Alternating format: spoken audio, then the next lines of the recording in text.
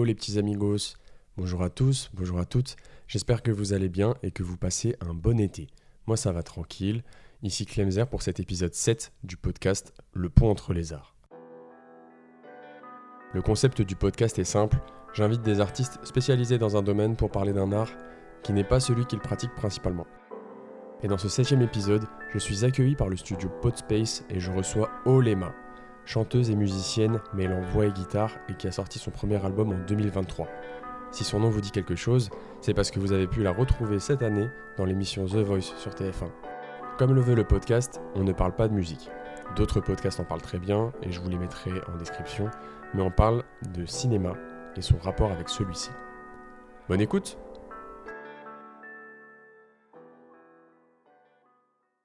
Salut Olema! Salut, quelle présentation, merci.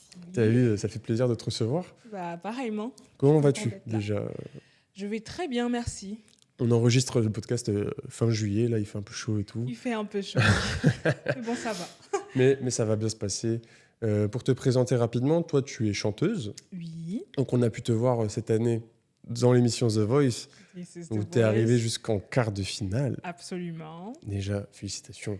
Merci C'est beaucoup. c'est trop bien, tu es la plus grosse star internationale que je reçois dans le podcast, là, Ah. depuis le début du podcast. Tu me flattes. Mais sinon, à part ça, tu as sorti l'année dernière un album, ton premier Oui. album qui s'intitule Marlène. Exactement. Récemment, tu as sorti un single, Ama Am. Oui. Mais aujourd'hui, on n'est pas là pour parler de musique. Non. Le but du pont entre les arts, c'est de parler d'une autre de tes passions. Et toi, la passion que tu as choisie, l'autre art que tu as choisi, c'est le cinéma. Oui. Ok. Donc, il y a un petit peu une petite tradition dans le podcast, Dis-moi. c'est de commencer par tes premiers rapports avec le cinéma. Tu vois, donc, ça veut dire, quand tu étais enfant, est-ce que tes parents un peu te montraient des films? Est-ce que tu te souviens des premiers films que tu as regardés avec eux? Alors, je n'ai pas grandi dans une famille qui est très attachée au 7e art. Donc, je n'ai pas eu de parents qui me montrent des films, ni de frères et sœurs. Cependant, j'ai toujours adoré la télé. J'ai toujours regardé énormément, beaucoup trop, la télé. Donc, je regardais beaucoup de séries, des séries un peu ados quand j'étais petite. Et c'est cette curiosité-là qui m'a fait connaître un peu le cinéma et les séries et plus encore. Ok, parce que toi, avec tes parents, tu regardais vraiment rien. Alors, avec mes parents, on avait des traditions on regardait des séries qui s'appellent des telenovelas. Ok. Tu vois, les telenovelas, c'était des séries qui passaient chaque soir à 19h30 sur la chaîne nationale, Canal 2 international. Moi, j'ai grandi au Cameroun. Ouais, c'est ça qu'il faut préciser. Ouais, toi, tu as grandi au Cameroun. Exactement. Donc, j'ai grandi au Cameroun et avec mes parents, la seule tradition côté film ou série qu'on avait, c'était 19h30, telenovela. Il y avait toujours une série et tout le monde était là. Ok. Sauf mon papa, bien sûr, mais tout le monde était là. Ah, ok. Papa. Non, c'était des séries un peu... Tu vois, le genre de série un peu cucu à la praline. Ah oui. Teresa qui aime Leonardo, mais Leonardo n'aime pas Teresa. Et pendant Ah, 40 épisodes, c'est ça. Ah oui, moi je pensais qu'il n'était pas là parce que je sais pas, il était encore au travail, mais non. Non. Il était là dans la maison, mais il n'était Mais pas regarde devant. pas ça. D'accord. Donc c'est ça. J'ai commencé avec ce genre de série, oui. Ok, mais le matin aussi ou c'est que... Alors, c'est surtout le soir. Ouais. C'était surtout le soir parce que le matin, il y a école. Et j'ai grandi dans une famille qui est très à fond sur les études. Donc, tant que tu n'as pas fait tes devoirs, tant que le jour est levé, il n'y a pas de télé qui soit. Parce qu'au Cameroun, la culture cinéma, c'est un peu développé quand même. Il y avait beaucoup de cinéma près de chez toi et tout ou... Alors, malheureusement, non, pas du tout. Ah ouais. Moi, je me souviens, la seule fois au Cameroun où j'ai été poussée à aller au cinéma, c'était quand il y a eu High School Musical 3. Ok. Tu vois, c'était tellement un phénomène, High School Musical, il y avait un cinéma à Douala qui l'avait projeté. Mais après ça, le cinéma a été fermé. Et je sais qu'aujourd'hui, il y a un cinéma... Ils ont dit, on fera pas de meilleurs films. Non. Dommage, il n'y a pas beaucoup de ciné au Cameroun, il n'y a pas beaucoup... faut pas que je dise de bêtises, hein, mais à mon époque, je ne connaissais pas beaucoup de ciné où on projetait des films. Ce n'était pas vraiment une culture d'aller au cinéma, d'aller voir des films. Aujourd'hui, il y a Canal Olympia à Yaoundé, qui est une ville du Cameroun, mais ce n'est pas très répandu quand même. Ok. Donc, Mais High School Musical 3, du coup, c'était ton premier film au cinéma C'était mon premier film au cinéma au Cameroun. Parce que t'étais déjà... Non, c'était mon premier film au cinéma. Point. Ouais, non, ok. Et c'était mon premier film au Parce que je me cinéma disais au peut-être Cameroun. Ok, parce que je me disais peut-être elle est venue en France pour voir un film et après elle est repartie. Non, Oh. pas du tout, pas du tout. Je me souviendrai toujours d'avoir vu High School Musical 3 au cinéma au Cameroun. C'était une dinguerie. Ok, pour toi c'est le moins bon High School Musical, en vrai. C'est le 3 ? Ouais, je trouve. Moi aussi, je trouve. Je trouve que le Ouais. premier, c'est... Bah ouais, en vrai, c'est la plupart des sagas qui commencent trop bien. Bah oui, mais le 3, il a l'avantage d'avoir des couleurs qui sont tellement vives et tellement fortes que c'est vrai que ça reste quand même. Et t'as grandi avec les personnages, donc bon, c'est l'affect qui fait que tu aimes le film. Mais je suis d'accord avec toi. Mais parce que t'as quel âge quand ça sort High School Musical 3? Toi, je sais pas du tout t'as quel âge. Là. Quel âge j'ai? Pourtant j'ai fait mes devoirs. Hein, T'as fait tes devoirs. Mais moi, je suis contente que tu saches pas quel âge j'ai. Ça veut dire que je cache bien. Après, t'as arrêté tes études l'année dernière. Donc, J'ai arrêté mon travail l'année dernière. Ah oui, ton travail, putain. Wow. Ah, tu penses que je suis si jeune que ça? Ah, je pensais. Mais non, en fait, et tu vas me dire quel âge t'as. Oui, je vais te dire quel âge j'ai. J'ai 27 ans aujourd'hui. Et quand High School Musical est sorti, je crois que j'avais 12 ans. 12 ans. Quelque chose comme ça. Le 3 Le 3. Ok. Je pense, hein. Ok, donc ça veut dire que t'étais très jeune quand il y avait le 1. Oui. En fait, moi très aussi, j'ai 27 ans. Donc Ah, bah, je- le Bah oui. On était jeunes quand High School Musical 1 est sorti. Je me rends compte aujourd'hui, quand je regarde tous les Disney que j'ai vus et qui ont marqué mon enfance et mon adolescence, je me rends compte à quel point j'étais jeune et je regardais ça. C'était des séries pour ados, hein, il n'y avait rien de choquant là-dedans. Mais j'avais l'impression d'être trop adulte quand je les regardais, tu vois. Alors que, pas du tout. Mais parce que toi, tu dis que tu regardais surtout les télénovelas avec tes parents. Et du coup, t'étais assez jeune quand t'as vu le premier High School Musical, par exemple. Oui. Et ça, c'était dans quel cadre? Du coup, tu regardais avec des amis ou c'était Alors non, je regardais pas avec des amis. quand même à la maison? C'était toujours à la maison. En fait, moi, j'ai été une sorte d'enfant très solitaire et très réservé. Donc, moi, mon ami, c'était la télé. Je t'ai dit que je regardais énormément la télévision, même si mes parents n'étaient pas d'accord. Je regardais beaucoup la télé. Donc, j'ai regardé High School Musical toute seule et tout ce qui suit, Camp Rock, tous les films Disney, je les ai vus. Ok. T'avais Disney Channel. Disney Channel surtout, parce que Disney, c'est pas la même chose, mais oui. Mais en plus, t'as des frères, t'as une sœur. Je sais que t'as au moins une sœur. J'ai deux sœurs et un frère. Deux sœurs et un frère. Et vous regardiez un peu ensemble quand même ou... Pas trop, non. Ah, t'es vraiment solitaire. C'est quoi. vrai que c'est bizarre, je m'en rends compte. Hein. Quand proc, c'est que pour moi en fait.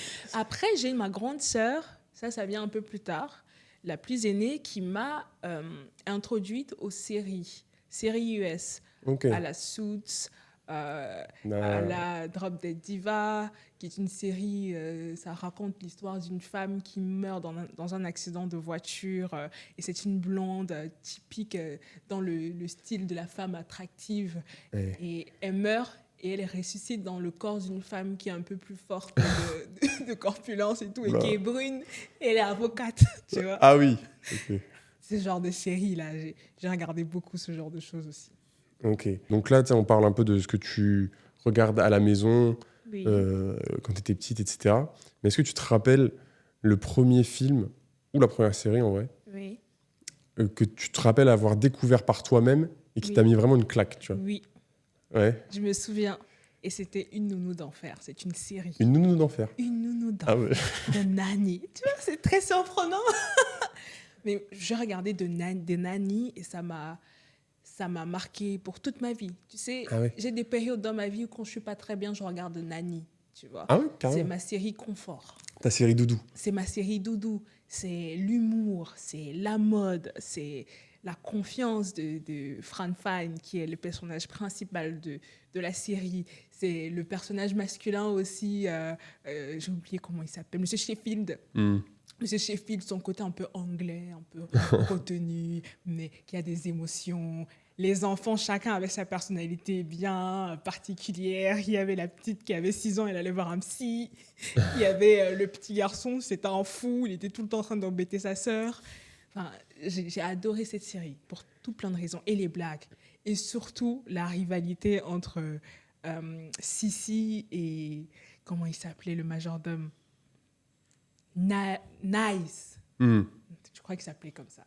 C'était incroyable. À chaque fois, je ris aux blagues et je ris toujours aux blagues. J'ai cherché pendant des années une série qui pouvait avoir ce mélange un peu d'humour, un côté un peu familial et aussi un côté très mode, très marqué, parce que c'est aussi ça la marque de Nani. C'est le côté très fashion, très luxe de Frank Fine.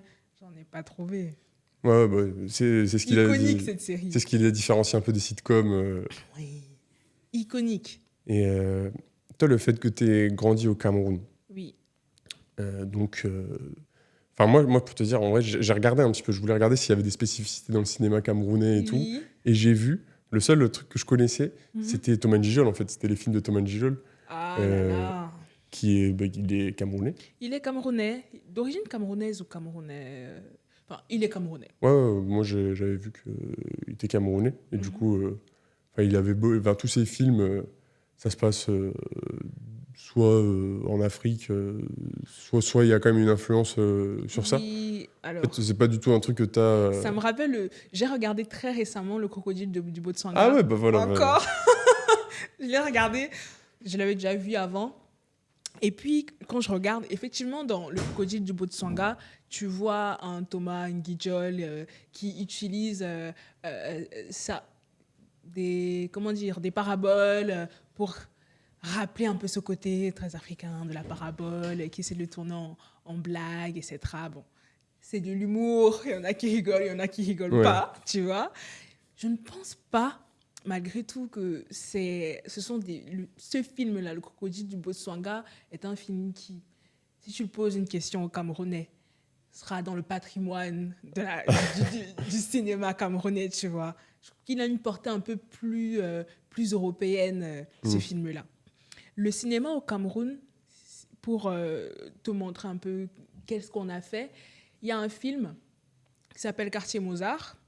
Et ce film-là, c'est le panthéon du cinéma camerounais. Okay. Et Quartier Mozart, je crois que c'est les années 90. Il a même été primé à Cannes, si je ne me trompe pas, ou du moins, il a été sélectionné. Et voilà, c'est un film qui... ça représente un peu la vie moderne au Cameroun. C'est pas rempli de clichés. Il y a des personnages qui sont assez ciselés. On voit des enfants, on voit des adultes. Ça tourne autour d'une jeune fille qui est un peu dans la découverte de sa sexualité ou quelque chose comme ça. Et ça montre aussi beaucoup de problèmes sociaux, si je raconte pas de bêtises. Et c'est l'un des seuls films camerounais que je pense que la majeure partie des Camerounais qui aiment le cinéma vont te citer. Sinon, il y a toujours un cinéma camerounais qui est là. Il y a aussi beaucoup une culture série. Série plus. Série au Cameroun. Télénovela et tout. Pas que télénovela, et ça j'ai oublié de le mentionner. Et au Cameroun, on a un réalisateur énorme qui s'appelle Ebenezer Kepambia et qui a fait beaucoup de séries autour de la famille. Il y a, ça s'appelle Les Déballeurs. Les Déballeurs, c'est l'une des plus grosses séries de l'histoire du Cameroun. Et c'est une série encore sur les problèmes sociaux. Le cinéma camerounais, au niveau film ou au niveau série, c'est un cinéma qui est voué beaucoup à revendiquer ou à montrer un peu la réalité de la population, tu vois. Donc, on a les Déballeurs, on a... quelle autre série? Ma famille... En tout cas, les Déballeurs, c'est déjà le panthéon de la série au Cameroun.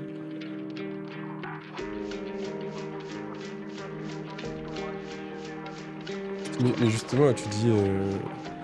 tu cites ces œuvres-là, mais toi, tu étais grave fan de High School Musical, un peu Camp Rock, comme tu disais.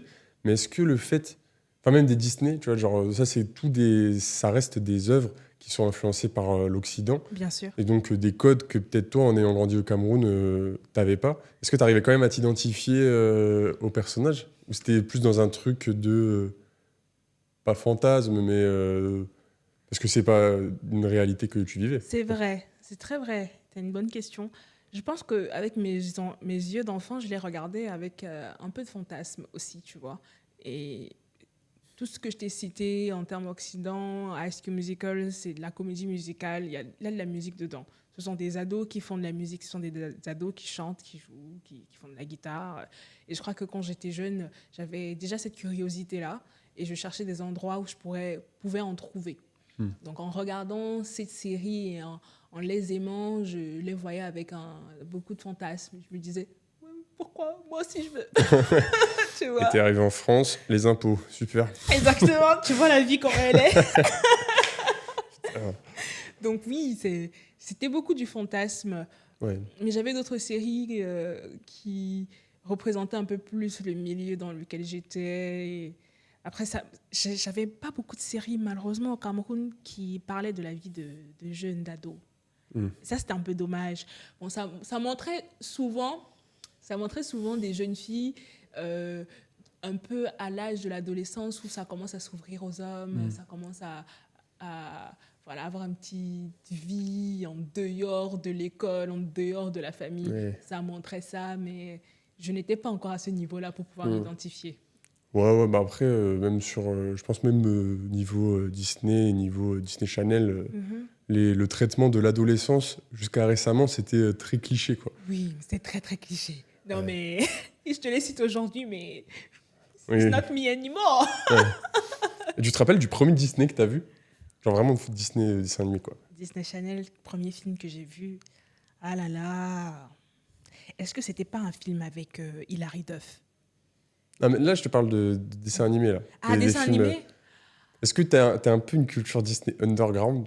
Ou t'es, le Roi Lion, Mulan, les classiques? Alors, je t'avoue, ça ne m'a jamais intéressée. Ah ouais? Ah ouais, donc toi, vraiment, quand tu dis Disney, c'est que Disney Channel C'est que ça. Ah ouais. J'ai regardé Le Roi Lion, j'ai regardé Blanche-Neige, j'ai regardé La Petite Sirène. Je l'ai vu. Mais je t'avoue, franchement, ça ne m'a jamais... je me suis dit, OK. Ouais, pourtant, il y a de la musique.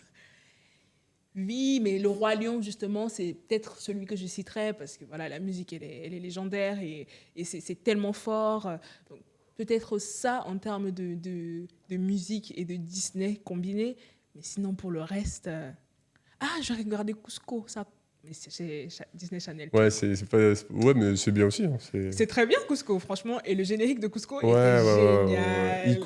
Iconique. Je me rappelle plus, mais je sais que c'était...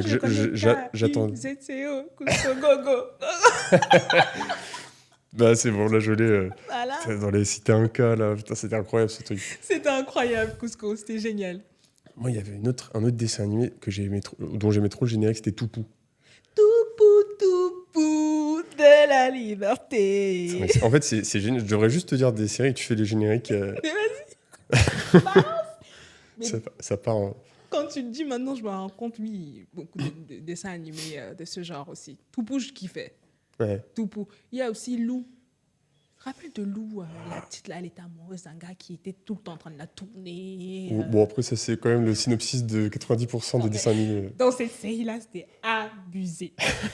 Toupou, elle avait 12 ans, mais elle était amoureuse d'un fuckboy. C'était une dinguerie. Il avait des tatouages et tout. C'était Lou, pardon, pas Toupou. Ok. Mais c'est cool, là, on a un peu traversé ton enfance. Oui. Donc, ce que tu as découvert quand tu étais petite. Mais aujourd'hui, Aujourd'hui, est-ce que déjà ça a changé ou c'est toujours... Ça a changé beaucoup. Ça a changé beaucoup?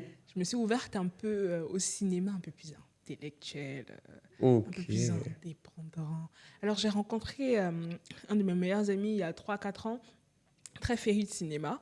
Et donc il m'a introduit à beaucoup de choses. Et aussi la musique que j'ai faite m'a conduite à découvrir beaucoup de films, tu vois. Ah ouais? Oui. C'est comme ça que mon introduction pour beaucoup de films est arrivée. Par exemple, l'année dernière ou l'année d'avant, je sais que je travaillais sur mon premier album, tu vois, et je voulais... Marlène, qu'on peut aller streamer. Sur Marlène, il faut aller streamer, effectivement. Et donc, mon premier album, je voulais visuellement avoir quelque chose qui représente un peu de mélancolie et de solitude, une romantisation de la solitude, tu vois. Et donc, j'ai commencé à m'intéresser au cinéma, à un cinéma qui pouvait rentrer dans ces cadres-là. Et c'est comme ça que j'ai découvert Wong Kar-wai. Wong Kar-wai. Wong Kar-wai. Ah oui, ok. Avec In the Mood for Love. Tu connais In the Mood for Love? In the Mood for Love, non, je connais pas du tout. Ah, Voilà. Et tu peux expliquer. Là, C'est un grand classique du cinéma. C'est un film qui raconte comment deux personnes mariées se rendent compte que leurs époux respectifs une liaison. une liaison. Voilà. Et donc, c'est une série qui est hyper... tu vois, c'est une série ou c'est un film? C'est un film, pardon. Ok. C'est un film. C'est un film qui est hyper lent. Les couleurs sont vives. Il y a beaucoup de... Le cadre, tu vois, le décor est magnifique. Les costumes sont magnifiques. Les dialogues sont magnifiques. La réalisation, les plans. En fait, tout est intentionnel. Et voilà, c'est Wong Kar-wai qui... J'ai été conduite à Wong Kar-wai par ma musique, tu vois. Ok. Donc, l'année dernière, j'ai découvert Wong Kar-wai. Parce que c'est quoi? C'est ce pote que t'as là qui t'a dit ta musique, elle me fait penser à ce film? Alors, non, c'est moi qui ai fait des recherches YouTube. Ok. J'aime bien faire ça. J'aime bien chercher souvent des films avec des codes ou des façons de filmer ou qui inspirent certaines choses aux gens. Je fais partie de ceux qui regardent d'abord les commentaires sur les films avant de regarder le film. Oui, ok. Je vais regarder plein de séries YouTube qui t'expliquent « Ah oui, ça a été filmé comme ça, parce que... » ok. Toi, t'aimes bien l'aspect technique plutôt Je trouve ça fascinant dans le cinéma, justement. Parce que l'aspect technique, on n'arrive pas à le saisir en tant que profane. Mais quand tu t'y intéresses, tu comprends que c'est parce que ça a été fait comme ça que tu ressens cette émotion-là. Tu vois? Ok. Donc et comme moi, je voulais faire des clips qui s'inscrivaient un peu dans ce schéma cinéphile-là, je voulais absolument comprendre comment c'était pensé, comment c'était construit. Donc, voilà. Si tu veux, je peux te faire une recommandation. J'ai un pote qui est réalisateur et qui fait des vidéos justement où il déconstruit un peu, tu vois, il te montre l'effet de l'éclairage, ce que ça peut rapporter comme sensation sur le public et tout. Il s'appelle Fayel Sharaf. Je t'enverrai, de toute façon. Je le laisserai dans le podcast, donc en plus, ce sera une recommandation pour tout le monde. Ah! C'est dur, hein? Oh, c'est... Ça a duré quoi, ça? 28 secondes, 30 secondes. C'était simple. C'est du cinéma. C'est du storytelling. Simple. Que des plans trépieds. La caméra, elle bouge pas, parce qu'elle a aucune raison de bouger. C'est magnifique, mais je vois ce que tu veux dire sur l'aspect technique, sur comment... Tu dis, pourquoi j'ai ressenti ça? Parce qu'en fait, il voulait exactement que je ressente ça, le réalisateur. Mais les couleurs... Je pense que souvent, il y a des réalisateurs qui ne calculent pas. Tu vois, c'est le talent, tout simplement. C'est juste le talent. Après, tu as des gens qui sont spécialistes, qui vont analyser et qui vont t'expliquer que tu as ressenti ça parce que ça a été fait comme ça. Et c'est ces gens-là que je vais voir en général. Donc, il y a eu Wong Kar-wai. J'ai eu une obsession aussi pour Alejandro Jodorowsky, toujours il y a 2 ans. Mais Jodorowsky, je le connais parce que je suis hyper fan de Kanye West. Et j'apprends que dans la tournée de Jesus, Kanye s'inspire beaucoup de Jodorowsky avec un film qu'il a fait qui s'appelle La Montagne Sacrée. Ok. Donc, il utilise plein de plans. Mais les plans, c'est époustouflant. Les décors, c'est chelou aussi. Ouais. Hyper chelou. Tu vois Kanye, tu vois. Ouais, Kanye, c'est ça, j'allais dire. La période Jesus, t'as capté. Tu vois. Mais bon, moi, j'aime bien les choses un peu cheloues aussi, tu vois. Donc, je m'intéresse à Alejandro Jodorowsky à ce moment-là parce que j'aime beaucoup les couleurs qu'il met en place. J'aime beaucoup son approche du cinéma qui est totalement fuck it, je fais ce que je veux, je raconte les histoires que je veux. C'est pas un réalisateur qui va s'acharner sur le scénario. C'est pas tellement le scénario qu'il met en place, c'est surtout les images, c'est ce que ces images racontent, tu vois. Ces films, c'est un peu comme un assemblage de tableaux. Et c'est ça qui est fascinant. Et tu verras dans la musique mainstream, au niveau des clips et vidéos sur les 5 dernières années, c'est beaucoup de tableaux. On te montre de jolis tableaux vidéo qu'on assemble les uns avec les autres. Et je pense que Jodorowsky est un des piliers de cet art-là, de raconter des histoires à l'image, tu vois. Donc, j'ai beaucoup de Jodorowsky. La Montagne Sacrée, j'ai regardé, mais je ne conseille pas. Faut pas commencer par ça, quoi. Non, faut pas commencer par ce film-là. Après, j'ai l'impression que toi, là où le plus jeune, bon, comme tous les enfants, il y a très peu d'enfants qui regardent des films d'auteur à 8 ans, mais t'étais dans un truc très... Il il faut de l'action, il faut qu'il y ait de la musique, il faut que ça bouge. Plutôt aujourd'hui, regarder des trucs plus contemplatifs, Oui, plus et poétiques, tu sais. je pense que quand j'étais jeune aussi, c'était juste, je regardais ce à quoi j'avais accès. Oui. Tu vois, je n'avais pas forcément accès à tout ça. Ma curiosité, elle ne pouvait pas m'emmener aussi loin qu'aujourd'hui. Ouais, ben on a grandi sans plateforme de streaming, nous. Ah, c'est ça, ils savent pas.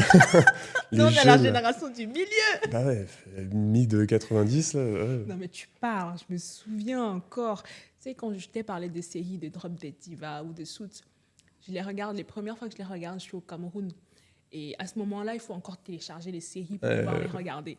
Donc, c'est ma grande sœur qui télécharge les séries et je regarde la saison 1. Bah, s'il n'y a pas de saison 2, bah, tu regardes. Tu vois ce que je veux dire? Et c'est quand j'arrive ici, en France, et que j'ai accès à Internet un peu plus fréquemment, que je regarde la suite de Suits, que je regarde la suite de Drop Dead Diva, tu vois. Donc, ma curiosité, elle ne pouvait pas aller aussi loin qu'aujourd'hui. Malheureusement ou heureusement, je ne sais pas. Bah ouais, c'est vrai ça. Mais Suits, par contre, on peut revenir dessus. Oui, bien C'est- sûr. Ça, ce qui est dommage, parce qu'elle est cool la série, Elle est cool. mais ce qui est dommage, c'est qu'ils ont jamais fait mieux que le premier épisode. En vrai. Mais ils n'ont jamais fait mieux que le premier épisode, ils n'ont jamais fait mieux que la première saison. Ouais. C'est vrai que, bon, on va pas spoiler, mais quand. Et la promesse la promesse est tellement géante. En fait, Suits c'est victime de son succès. Ça fait partie de nombreuses séries qui sont victimes de leur succès. Il faut une suite, en fait. Ils auraient dû finir à un moment donné. Je crois qu'ils vont sortir une suite bientôt. Une suite. Une suite de Suits. Oui, je crois que c'est ça, ouais. Mais moi, c'était la première. Je crois que c'est la première série où vraiment je comprends les codes. Tu vois, genre de Suits, c'est vraiment c'est simple. Il y a une petite histoire par épisode qui est résolue Oui, et qui participe à résoudre l'histoire de la saison. d'accord. Oh, je l'avais jamais vu comme Tu sais, ça. il y a toujours une petite histoire qui se résout, mais dans la résolution de l'histoire, il y a quand même un truc qui va pas pour la grande Oui, histoire. bien sûr. Mais la grande histoire, c'est que Michael, on ne doit pas spoiler, c'est ça? Ouais, au pire, je l'enlèverai, vas-y. On peut pas se retenir comme ça de On parler. peut pas, on parle de cinéma. Ouais, mais je mettrai des klaxons pour dire, alerte spoiler, faut passer. En tout cas, la grande histoire, c'est que Michael, c'est un mytho. Ouais. Et donc, du coup, pendant toute la série, c'est est-ce que tout le monde apprendra que Michael, c'est un mytho Ouais. ou pas? Ouais, c'est ça, c'est le grand truc. C'est l'intrigue. C'est la première série où je vois vraiment les ficelles comme ça, tu vois. Hmm. Je trouve. C'est très bien fait. Les personnages sont très bien écrits. Harvey Specter, magistral. Très bon acteur. Il a été parfait pour ce rôle. Tu vois, c'est typiquement le genre d'acteur, le rôle lui colle tellement à la peau, il ne peut pas s'en détacher, tu vois. Ouais. Il peut pas... Tu n'arrives pas à le voir dans autre chose. Ouais, et puis moi, j'étais amoureux de Meghan Markle hein, quand j'ai. Ah là là, mais elle est plus disponible. Ah non, là, basta. là, elle fait autre chose. Là, elle est dans la royauté. Non, elle a quitté la royauté, mais elle est toujours une petite princesse. Mais pour nous, ça a toujours été une princesse, Rachel. Mais on est d'accord, non? Voilà. Elle a toujours eu quand même cette aura-là de dignitaire, de femme un peu royale.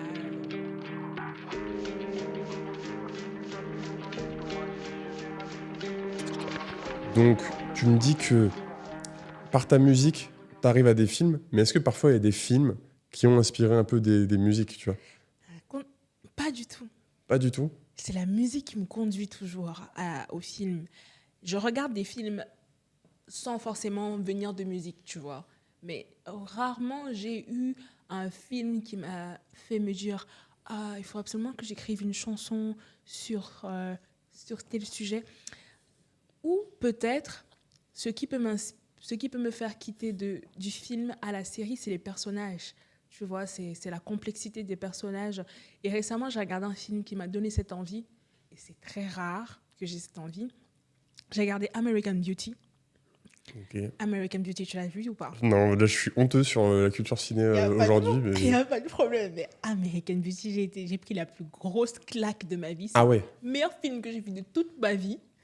Et c'est un film hyper simple. c'est un film récent ou- Non, pas du tout. Année 2000, avec Kevin Spacey. Ok. Et le film raconte tout simplement ça raconte une famille, une vie de famille, la femme qui travaille, l'homme qui travaille, ils sont mariés depuis longtemps. Tu vois, le genre de couple, ils sont ensemble depuis tellement longtemps, tu as l'impression qu'ils se détestent. Tu vois, ça montre un peu ce genre de mécanisme-là, de destruction qu'on a soit d'autodestruction ou qu'on a de destruction dans les relations qu'on a ensemble. Ils ont un enfant.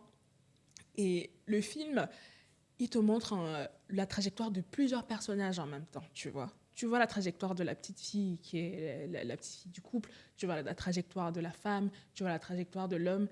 Il se finit tragiquement. Okay. Il se finit tragiquement. Et les personnages sont tellement complexes dans ce film, les dialogues sont tellement riches.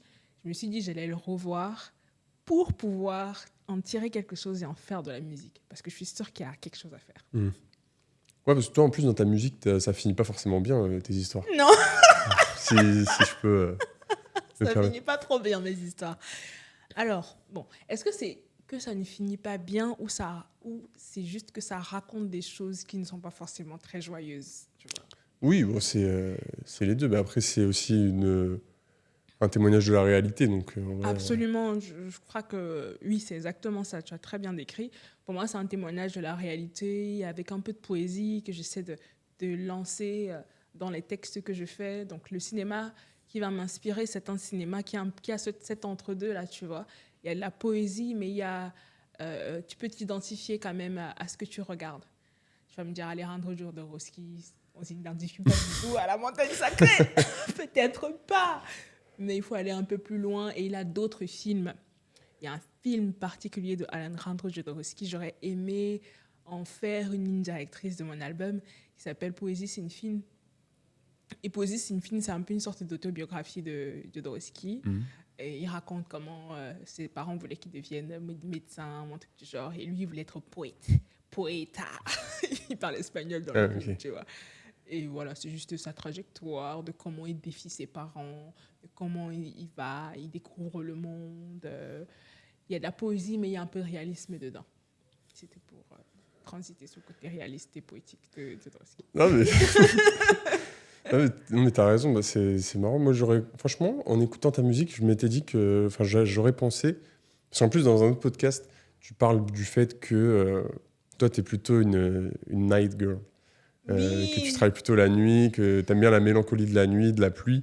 Et du coup, je me suis dit que peut-être des films un peu dans cette vibe-là, tu aurais pu t'inspirer. Bien sûr. Des films un peu, c'est un peu tristes. Oui, bien sûr. Et Wong Kar-wai, c'est beaucoup ça. Hein. C'est beaucoup ça. Il y a un film qui s'appelle Fallen Angels. Et c'est un film qui se passe dans la nuit. C'est toujours très lent. C'est un spécialiste du ralenti, en fait. Il arrive à te montrer la solitude d'un personnage au milieu de plein de monde. Tu vois, c'est comme... Il te filme une scène d'un mec qui est dans un bar et qui boit un verre, mais il y a plein de monde et tout. Mais tu arrives à comprendre à quel point le mec, il est ostracisé, tu vois. Ouais. Et donc, ce genre de film, oui, ça peut rentrer dans des choses qui influencent ma musique ou qui influencent visuellement ma musique. Même si malheureusement aujourd'hui je n'ai pas encore eu l'occasion de faire des clips pour pouvoir montrer ça, mais ça viendra. Ouais. Bah ça, attends, on en reparlera après. On en reparlera. Là, on va tout mélanger, Silou.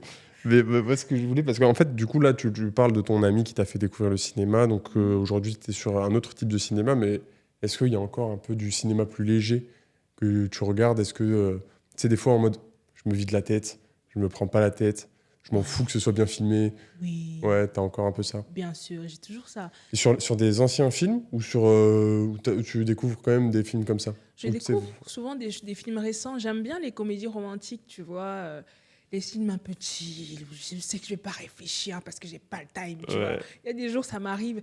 Et récemment, il y a le film là avec Sydney Sweeney et Powell, comment il s'appelle? C'est un film énième, comédie romantique d'un couple qui se haine, amour, tu vois. Au début, ils se détestent, après, ils finissent par être ensemble. Mais non. J'ai oublié comment ça s'appelle. Donc, je regarde beaucoup ce genre de films aussi. J'arrive pas à en citer beaucoup. Dernièrement, j'ai pas regardé beaucoup de films chill. Là. Je sais pas ce que ça veut dire, mais j'ai pas eu cette envie-là. Et tu vas beaucoup au cinéma? Je pense, je vais quand même au cinéma, oui. Je crois que je dois aller au cinéma une fois par mois. Ah, quand même.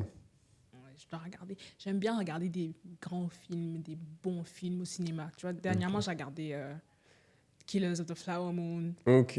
Bah, t'en avais tout pour ton argent. Là. Il dure 3h30, non c'est... Oh, mais qu'est-ce qu'il était long, ce film. Franchement, tu veux que je te dise la vérité? Au bout de 2 heures, j'en avais tellement marre. Ah ouais. Je voulais partir. Ah bah oui. Je voulais partir parce que ça me saoulait. Le film, il est bien. Leonardo DiCaprio, il est bien comme d'habitude. L'actrice qui a des origines amérindiennes, là, elle est bien. Lily Gladstone. Ok. Je crois que c'est ça. Bon bah là, à mon avis, c'est pas moi qui vais te dire. Là, Mais j'ai une bonne mémoire, moi. Donc, Mais ça, c'est le dernier film que tu as vu? Parce que là, tu peux quand même aller te réparer avec un autre film. Quand même. au cinéma, c'est le dernier film que j'ai vu, Ok. je crois. Parce que là, en ce moment, il y a Le Comte de Monte Cristo. J'ai Mais vu. tout le monde en parle. C'est bien. Ouais. Franchement, pour un film de 3 heures, ça passe vraiment vite. Là, pour le coup, tu n'auras pas cette impression. C'est vrai? Ouais, Ok, il faut que je le regarde. C'est avec Pierre Ninet, c'est ça? ouais, c'est ça. Ok, je vais regarder. Le dernier film récent que j'ai regardé, c'était Challengers. Oh là là, incroyable. Incroyable. Là, Incroyable. je suis d'accord. Il était incroyable, le film. J'ai kiffé. J'ai regardé chez moi. J'ai pas regardé au ciné. Mais encore, on va parler encore du côté technique. Pour moi, le côté technique dans le cinéma, c'est trop fascinant, en fait. Ouais. C'est quand on entend que c'est Luca Guadagnino, Ouais, c'est ça. Ouais. Moi, je crois que c'est comme ça que ça se dit. qui a réalisé. Et tu te rends compte que dans les mouvements de caméra, il essaie de reproduire le mouvement de la balle. Quand tu ne le sais pas, tu n'arrives pas à l'analyser. Mais quand tu le sais et que tu regardes, par exemple, la scène finale, là, tu vois, le combat final. Ouais, c'est une légendaire. Mais c'est incroyable, c'est trop bien fait. J'avais peur que ce film soit un peu un énième film de triangle amoureux où à la fin, elle choisit quelqu'un, Ouais. puis il y a un qui est triste, et puis, tu vois, un peu à la K-drama, tu vois. Ok. Mais non, c'était super. Zendaya, Elle est top. elle est top dans ce film. Franchement, c'est Zendaya, j'ai grandi avec elle. Ah ouais, aussi? C'est Disney Channel. Ah, mais oui, c'est vrai, ça. Bah, bien sûr. Zendaya. Attends, c'était quel. Shake it up. Ah, Shake It Up. Shake it up. Shake it up. Oh, je l'ai un peu. J'ai pas trop regardé celui-là. Oui, mais il y a pas beaucoup de gens. Enfin, il y a beaucoup de gens qui ont regardé Shake it up, mais ça n'a pas été aussi populaire que Les Sorciers de Waverly Place. Ouais, ou Hannah Montana. Ou Hannah Montana. Ça, Mais tu vois. moi, ce que j'avais kiffé dans Challengers, c'était la couleur du film. Moi, je trouve que c'est trop bien. Je trouve Il y a- aussi. il y a trop une identité au niveau couleur, mais aussi la BO. Ah. Et tu sais, il y a un thème qui revient tout le temps. Oui. C'est une BO un peu des années 80, mais Oui. un peu DJ aussi. Et toi, donc toi, tu as grandi, on en parlait tout à l'heure avec Camp Rock, High School Musical, des séries où la musique est très présente. Bien sûr. Et donc, est-ce que pour toi, tu arrives à... Est-ce que genre, dans tous les films que tu aimes, il y a une BO très marquée ou c'est pas forcément nécessaire pour toi? Si. Tu sais, il y a le lien entre image et son, quoi. Oui, dans les films que j'aime, il y a une BO marquée. Dans In the Mood for Love, justement, de Wong Kar-wai, la BO, c'est très légendaire. J'étais tout le temps en train de Shazam quand je regardais. Tu vois. Quand je regarde un film, ça veut dire que c'est bon signe. Ça veut dire que j'aime bien. Des films un peu contemplatifs, par exemple, comme ceux dont je t'ai cité là, de Jodorowsky, pas beaucoup de... Je n'ai pas l'impression qu'il se focalise beaucoup sur la musique. C'est vraiment beaucoup l'image, les visuels, les choses comme ça. Dans les grands films, les blockbusters, moi j'ai adoré longtemps Hans Zimmer. Tu vois, avant, j'écoutais que du Hans Zimmer, je regardais même pas les films. C'était une dinguerie. J'écoutais la BO de Inception. J'avais jamais vu le film. J'ai kiffé la BO de Inception. Mais Ouais. j'écoutais Time, sur mon Spotify, Ah ouais. je l'ai écouté tellement de Oui, fois. il y avait des versions de 24 heures sur YouTube. C'était incroyable, mais j'ai regardé moi ces Oui. versions-là. Une version de 24 heures, la version à la guitare.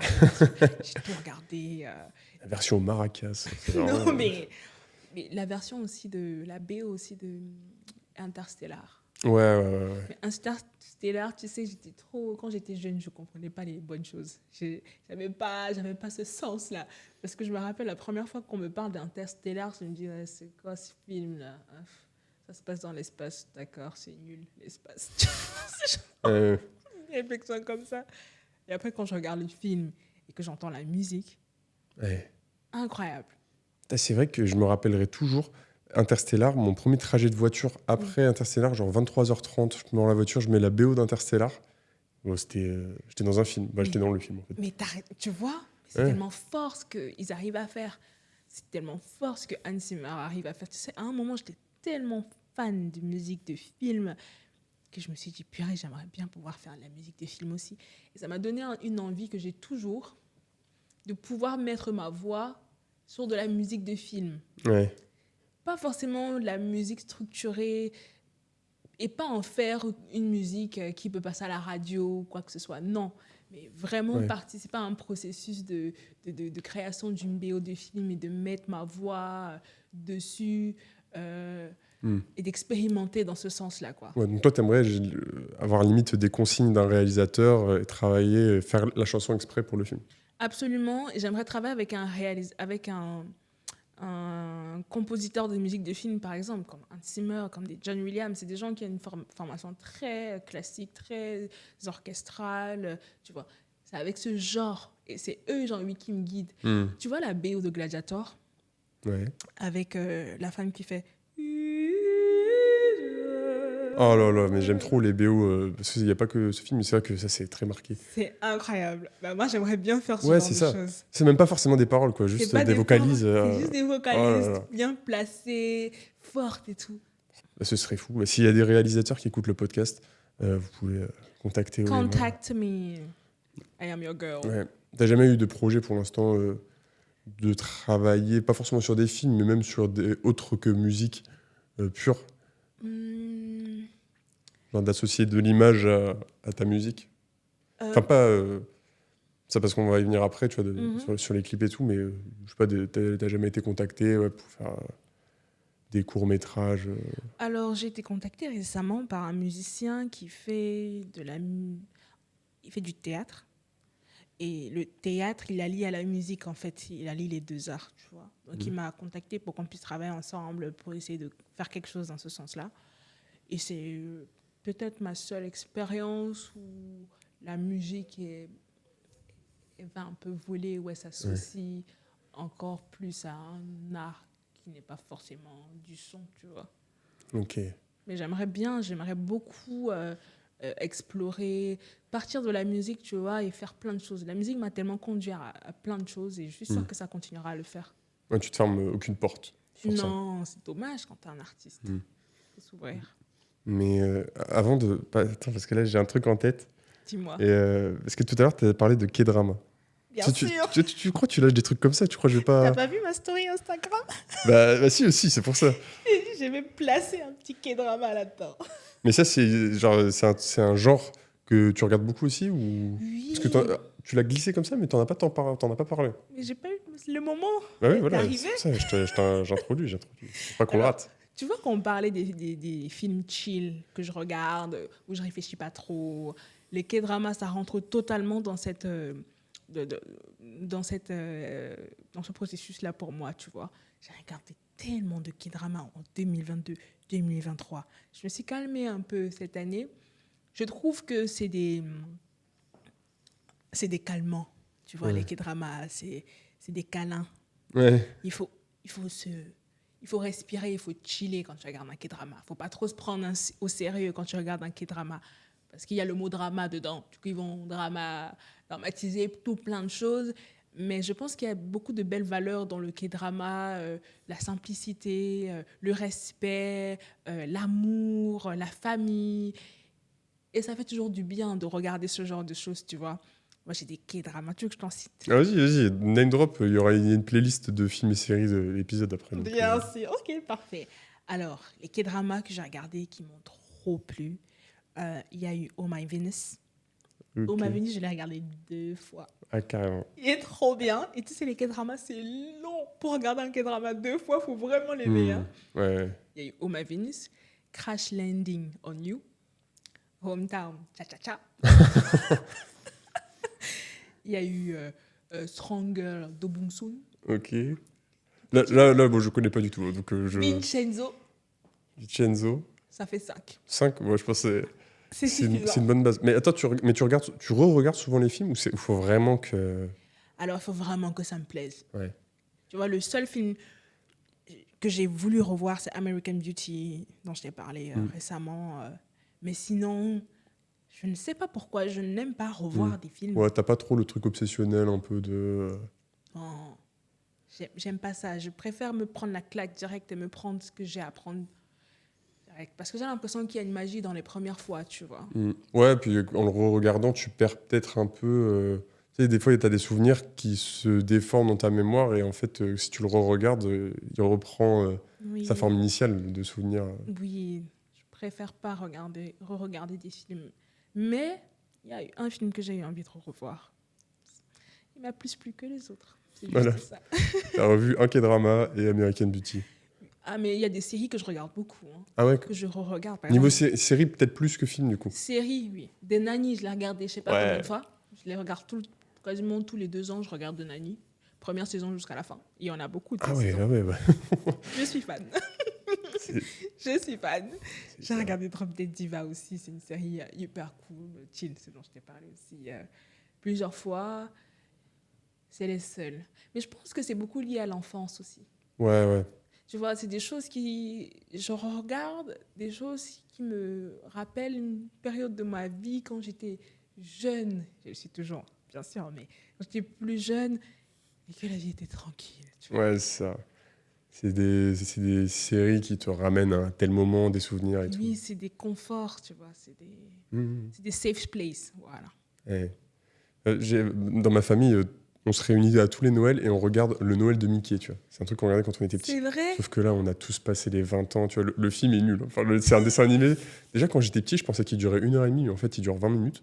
C'est vrai? Ah ouais, et en fait, on le regarde juste parce qu'on le fait depuis qu'on est enfant et c'est juste le rituel, tu vois. Tu vois, et c'est bien, et tu Ah ouais. kiffes. Oui, je pense que c'est comme toi. C'est ça. C'est ce même effet-là de doudou. Et je pense que dans le cinéma, parce que j'en ai parlé beaucoup de ciné intellectuel, indépendant, tout ça. Il y en a qui peuvent être des férus de ciné et qui commencent à trop se prendre au sérieux. Tu vois. Ça, j'aime pas.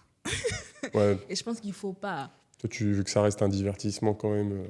Bah, ça reste un divertissement. Après, le cinéma, c'est un canal qui peut aller au-delà du divertissement. Voilà, c'est très fort, le cinéma, c'est très important. Cependant, il ne faut pas s'enfermer dans un schéma de pas se détendre, en fait. Parce que, comme tu dis, c'est un divertissement aussi. Il faut souvent se détendre, regarder des films et être chill et pas tout le temps en train de dire que tout c'est de la merde et tout. Bon, ça va, tranquille. Donc tu peux avoir ce côté où toi, tu aimes bien regarder le truc, le côté technique, les dessous et tout, mais tout en ayant quand même... J'arrive à faire la part des choses, tu vois. J'essaye du moins, parce que j'ai pas envie de tomber dans ce schéma-là de... Trop intellectualiser peut-être. Trop intellectualiser la vie, franchement, parfois, il faut juste... Faut juste souffler.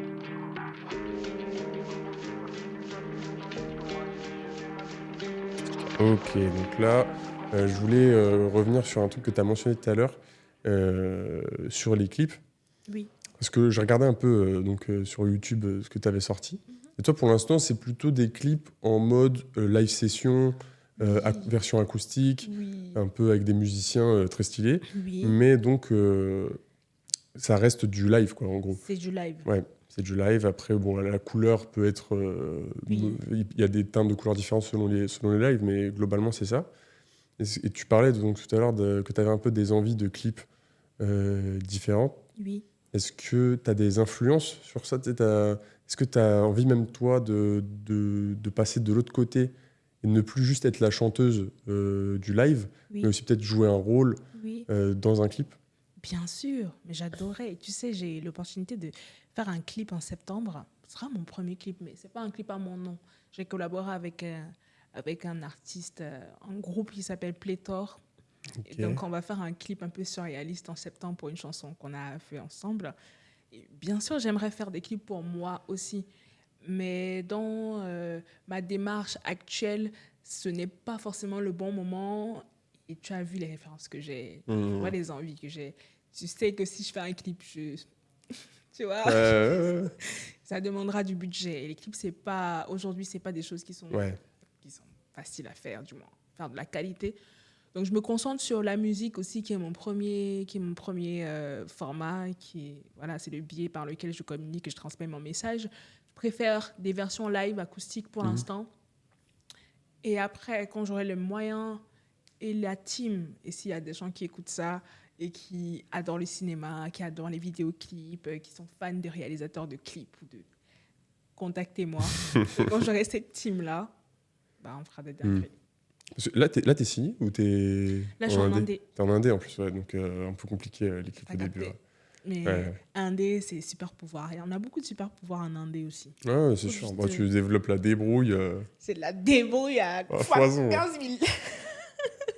Mais c'est fascinant, c'est intéressant. Ça t'apprend plein de choses aussi. Donc toi, ça t'intéresserait de jouer un peu plus Bien sûr. un rôle. Ok. Mais j'adorais ça. Et parce qu'en plus, toi, t'as eu l'occasion de performer à Cannes. Oui. Donc, bah, justement, là, je vous renvoie les auditeurs au podcast L'Interlude où tu racontes un peu tout, Oui. comment la petite galère que c'était pour y aller, vu que tu as été informé à 15h que tu jouais à 20h. Absolument. Je crois que c'est comme ça. Tu as parlé un peu avec les gens et tout, mais est-ce que toi, le monde du cinéma, donc là, je parle hors clip, hein, carrément Oui, film bien et sûr. tout, est-ce que c'est un monde qui t'intéresse ou tu veux quand même te mettre pour l'instant cette barrière de faisons la musique mais est-ce qu'il y a un univers parallèle où il y a Olema, actrice. Qui est à Cannes et qui chante pas, quoi? Je pense qu'il y a un univers parallèle où il y a Olema, actrice. Mais ce n'est pas demain. Ouais. Je crois que je ne me ferme pas du tout à cette possibilité-là parce que le ciné, j'adore ça. J'adore aussi l'idée juste de transmettre des émotions, de pouvoir communiquer, de pouvoir prendre notre peau, se réinventer, rentrer dans des personnages, en sortir. Dans la musique, il y a aussi un peu ça, mais c'est différent, tu vois. Je pense que c'est possible, mais c'est un art qui demande du taf. Ouais. Et je pense qu'avant de faire ça, je prendrais beaucoup de cours de théâtre. Ouais. Beaucoup. Et je ferais. Mais pourquoi pas ça, Je pense que ça pourrait me plaire, ouais. Ouais, parce qu'en plus, toi, tu as fait conservatoire. J'ai fait le conservatoire pendant un an, oui. Donc, tu as quand même ce côté où, là où il y a plein de gens qui font de la musique sans jamais même l'avoir étudié, sans connaître les bases et tout, toi, tu as quand même un côté un peu, pas scolaire, mais où tu apprends avant de faire, quoi. Alors, pas forcément. Parce que le conservatoire, je l'ai fait... j'avais déjà une formation très, très autodidacte en musique. Et le conservatoire que j'ai fait, ça a été très ciblé, tu vois. Ça a été un conservatoire pour approfondir mes connaissances sur la guitare. Et c'était très pratique. J'ai toujours, jusqu'aujourd'hui, pas été à fond sur le côté théorique de la musique. Alors, ça fait 8 ans, 9 ans, 10 ans que j'en fais. J'ai mes techniques. Tu vois, j'ai mes techniques. Mais non, aujourd'hui, je suis toujours de l'école. Je fais avant de comprendre ce que j'ai fait. Ok, bon, en fait, je me suis totalement trompé. Bon, c'est pas vrai. C'est pas grave. Mais ça peut faire le conservatoire, ça peut donner cette idée-là. Mais le conservatoire est venu à un moment de ma vie où je me disais, si j'allais là-bas pour voir un peu ce qu'ils peuvent me donner, tu vois. J'ai pris ce que j'avais à apprendre et puis j'ai arrêté et j'ai continué ma formation. Voilà. Ok. Bon, en tout cas, on espère voir un jour Olema actrice. Comme ça, moi, en plus, je pourrais dire que j'étais le premier. T'étais le premier, mais voilà. Tu sais que t'es la première personne à me poser cette question de toute ma vie. Moi, je suis là pour ça. Retenez ces moments. J'avais une dernière question qui m'est venue là. Tu sais, j'ai l'impression que là, dans la musique française, où j'allais dire le rap, mais bon, plus globalement, c'est un peu la mode des albums qui racontent un peu des histoires à travers tout l'album. C'est des conceptual albums. Ouais, voilà, un peu des films audio, en fait. Oui. Tu vois, il y a eu DC's avec L'amour qui raconte sa rupture et comment il remonte la pente. Laylo, il a fait quelque chose aussi. Laylo avec Trinity. Luigi, il avait fait un peu ça avec Tristesse Business saison 1, même saison 00. Est-ce que toi, donc là où toi tu racontes des histoires mais plus individuelles dans tes sons, en tout cas moi, Marlène, j'ai eu cette impression-là. Oui, alors Marlène, ce n'est pas un album conceptuel. Ouais, mais en fait ma question c'est est-ce que c'est quelque chose vers lequel tu pourrais tendre, que tu aurais envie de faire ou... Bien sûr. Ouais. Je pense que tout artiste rêverait de faire un album conceptuel. Hein. Ça, c'est Michael Jackson, c'est lui. On est tous les enfants de Michael, tu vois. C'est beau. Donc, oui, on revendique. They don't care about us. They don't. Donc, oui, j'adorerais faire ça, et j'ai déjà pensé même à un album conceptuel. J'ai déjà commencé à l'écrire même, un album conceptuel. Après, je ne sais pas si ce sera mon prochain disque, Ouais. mais oui, totalement, tu vois, totalement. Après, il faut laisser le temps au bébé de grandir. de maturer. Si c'est dans 3 albums, je pense qu'il y a le bon moment pour le sortir, ça ne faut pas aller trop vite. Exactement. Et le piège, c'est qu'aujourd'hui, justement, il y a beaucoup d'albums conceptuels, mais donc il faut savoir, il faut le faire, mais il faut trouver le moyen de le faire, le rendre un peu edgy, tu vois, stylé, tu vois.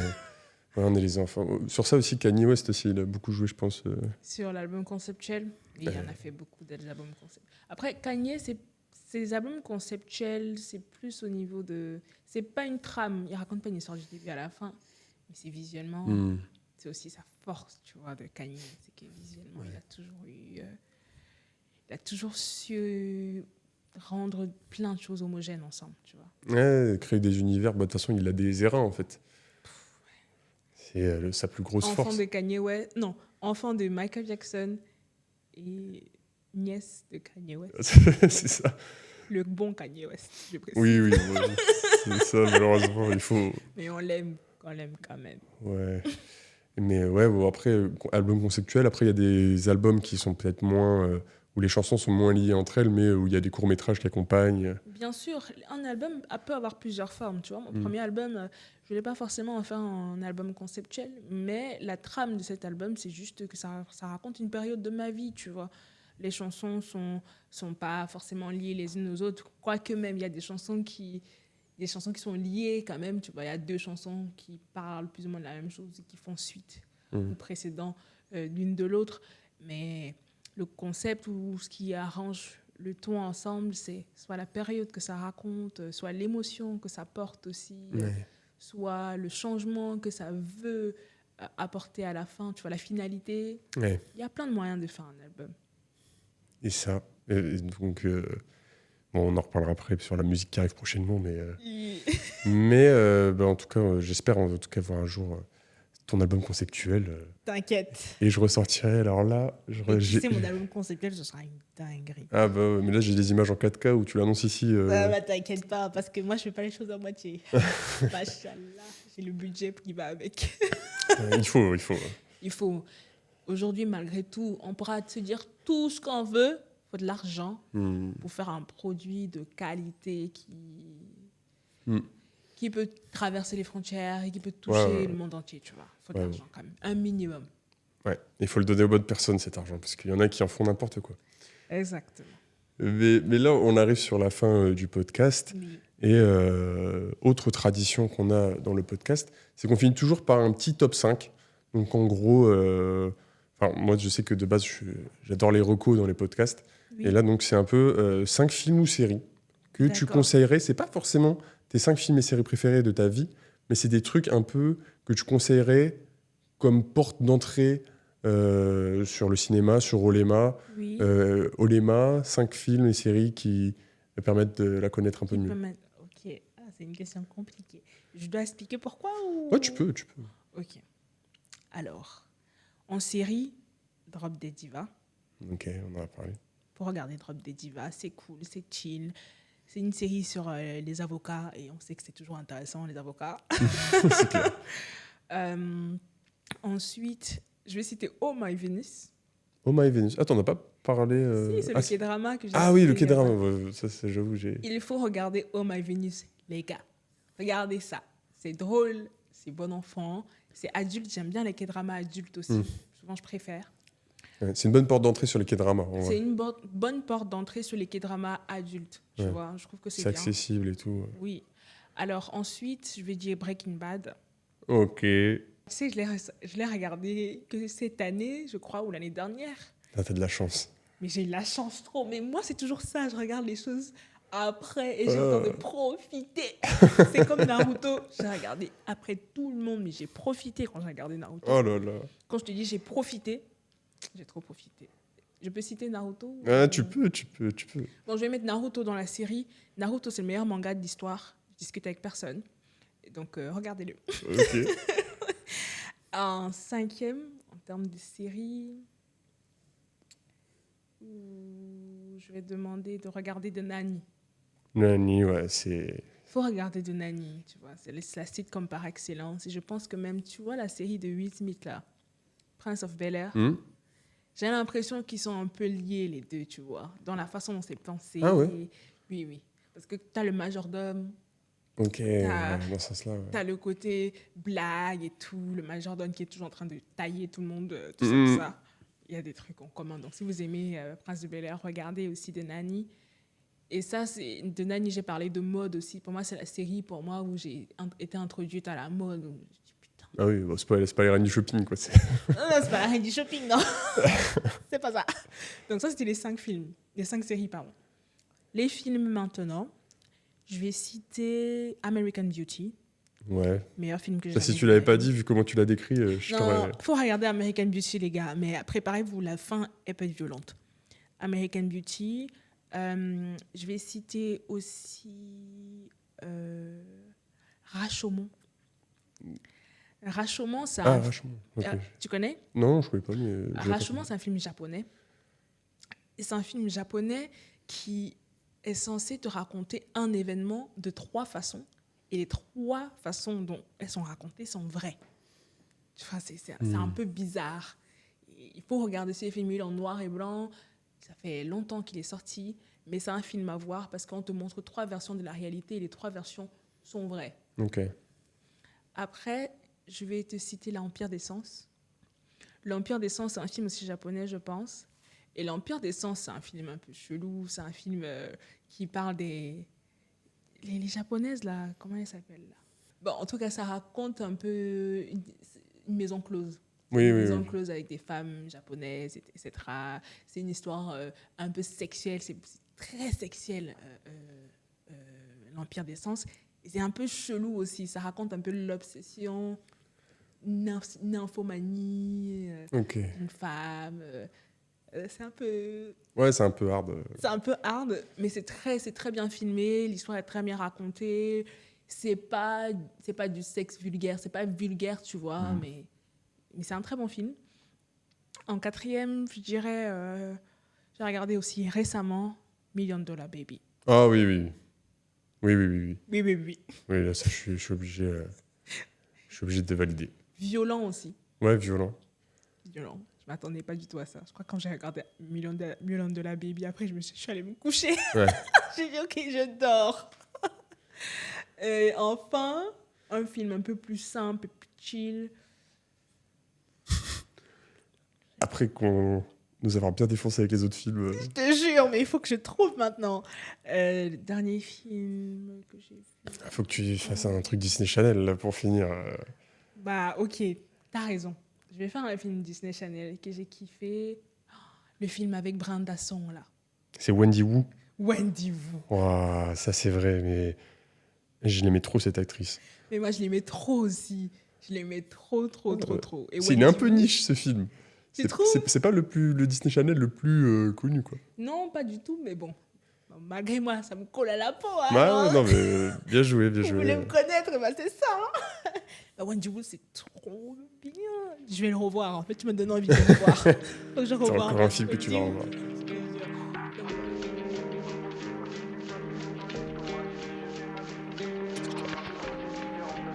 C'était un plaisir de te recevoir, Olema. C'était un plaisir également. Franchement, on peut faire un petit tour de tes actualités avant de finir. Bien sûr. Donc, moi, ce que je sais, ce qui est annoncé, ce qui est officiel, donc il y a donc ton premier album Marlène qui est sorti l'année dernière, Oui. donc, qui est toujours disponible sur toutes les plateformes de Partout. streaming. Même, j'ai vu que assez récemment, c'était sur Audiomack aussi. Absolument sur Audiomack pour tous ceux qui habitent en Afrique centrale et dans des endroits où ils n'ont pas forcément accès aux plateformes de streaming. Ouais. Sur Audiomack. Donc ça, c'est cool que ce soit accessible vraiment partout maintenant. Oui.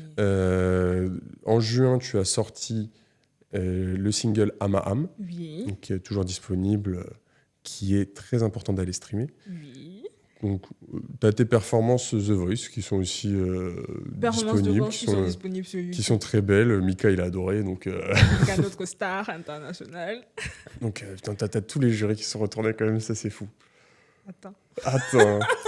On est Attends. qui? T'as cru qu'on était- Tu crois on ramène qui dans le pont entre les T'as arbres? cru qu'on est venu ici.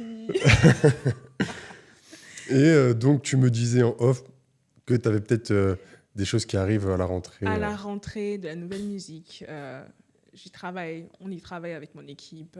Je préfère pas rentrer dans les détails, mais il y a du nouveau qui arrive à la rentrée. Voilà, donc restons branchés. Du lourd. Suivons Ayamolema sur les réseaux. Exactement. Quant à nous, les petits ponts entre les artistes, n'hésitez pas à suivre le podcast sur les réseaux sociaux, sur Instagram en fait, et sur TikTok. Il n'y a que 2 réseaux sociaux.